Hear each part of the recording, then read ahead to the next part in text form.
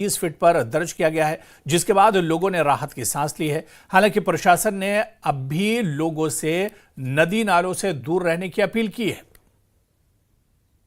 लगातार जिस तरह से बारिश चल रही थी उसके चलते चिनाब नदी उफान पे थी। अभी की बात करें तो अभी चिनाब नदी का जल स्तर 31 फीट के पास है, डेंजर लेवल से कम है, अलर्ट लेवल से कम है।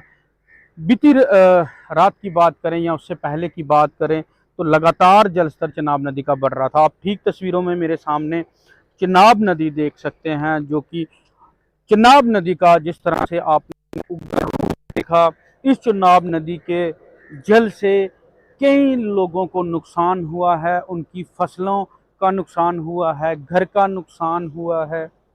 अभी तो मौसम साफ है, पर प्रशासन की तरफ से लगातार लोगों को फिर अवेयर किया जा रहा है कि चिनाब किनारे ना जाएं। एक बार फिर मैं आपको अपडेट देता चलूं, चिनाब नदी का जो जल स्तर है कम हुआ है, 31 फीट के पास है, अलर्ट लेवल से भी कम है।